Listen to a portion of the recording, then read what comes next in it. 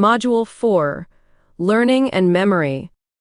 Learning, a complex psychological process, involves the acquisition of new knowledge, behaviors, skills, values, or preferences, and is reflected in the individual through a change in behavior or behavior potential. Two of the most studied forms of learning are classical and operant conditioning. Classical conditioning is a process through which we learn by association. It was first detailed by Ivan Pavlov, a Russian physiologist, who discovered that dogs could learn to associate a neutral stimulus, such as the sound of a bell, with an unconditioned stimulus, like food, which naturally and automatically triggers salivating. A response called the unconditioned response. After repeated pairings, the neutral stimulus alone could elicit salivation, now termed the conditioned response, and the neutral stimulus would become known as the conditioned stimulus.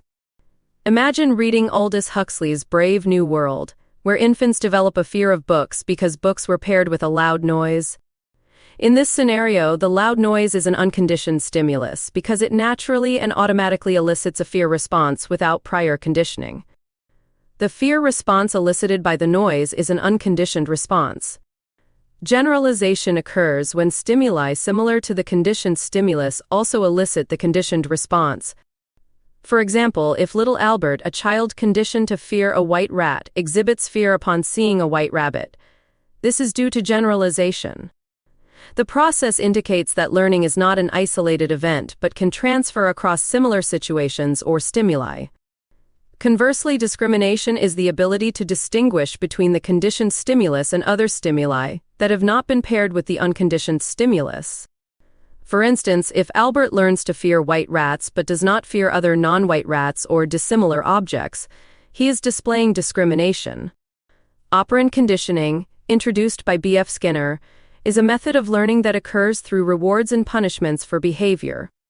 Through operant conditioning, an association is made between a behavior and a consequence for that behavior. Unlike classical conditioning, which deals with involuntary, automatic behaviors, operant conditioning is about voluntary behaviors. In operant conditioning, reinforcement is any event that strengthens or increases the probability of a behavior.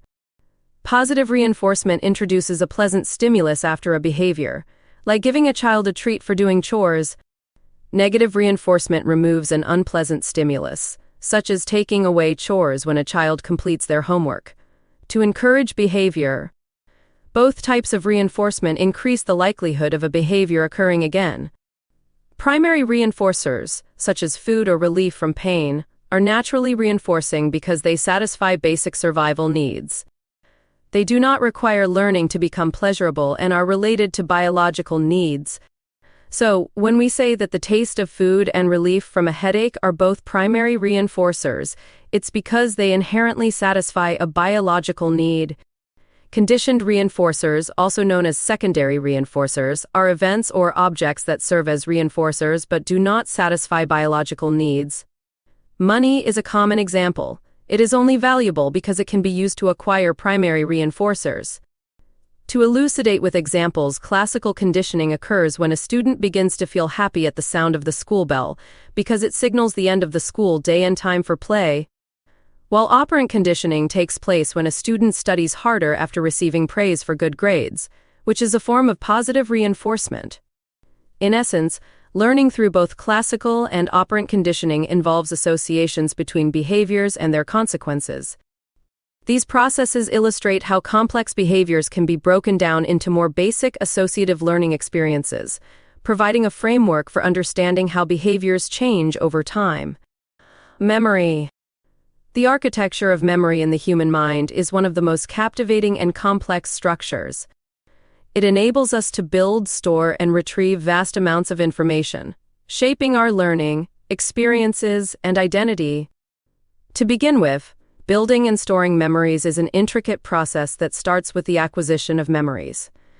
Encoding. This is where our experiences are converted into a neural code that our brain can use. Much like writing a story, encoding involves putting sensations into language our brain understands. The next step is retention of memories. Storage. It is not enough to merely encode information. Our brains need to keep it accessible for future use. This storage can be short-term, like recalling a phone number long enough to dial it, or long-term, where it becomes a part of our permanent knowledge base.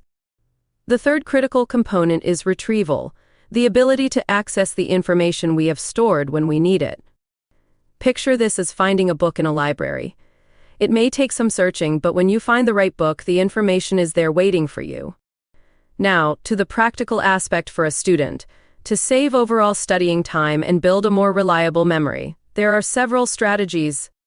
One such strategy is the use of mnemonics, which are tools that help in the encoding and retrieval processes. They transform information into a more familiar form, often through visualization, association, or the structuring of information into easily remembered phrases. Another subtle yet powerful tool is priming, a process by which exposure to a stimulus influences response to a subsequent stimulus, without conscious guidance or intention. It's like setting up dominoes. Once the first one is tipped, the rest follow more easily. Then there's context-dependent memory. This is the phenomenon where it is easier to remember something in the same environment where it was originally encoded. It's like being in the same room where you first learned something. The familiar surroundings can trigger memories to resurface. Lastly, we explore the concept of dual-track memory, which includes both explicit and implicit memory. Explicit memory is with conscious recall, involving facts and experiences that one can consciously know and declare. This is supported by effortful processing, which is as it sounds. It requires effort and attention, like learning a new language. Implicit memory, however, involves no conscious recall, such as the skills we perform automatically, like tying shoelaces. For a student in a sociology course, applying these memory processes can make a significant difference. Consider taking complex sociological theories and turning them into a story or image, making them easier to retrieve. Or, study in the environment you will be tested in to take advantage of context-dependent memory. Utilize effortful processing by teaching the material to someone else, which reinforces your explicit memory. To weave this knowledge into the fabric of practical application, let's consider a few scenarios. If we were to draw an analogy, we might say that storage is to encoding as retention is to acquisition. It is the process of holding on to the encoded information for future use. Similarly, when we actively try to remember the name of a new classmate, we engage in effortful processing.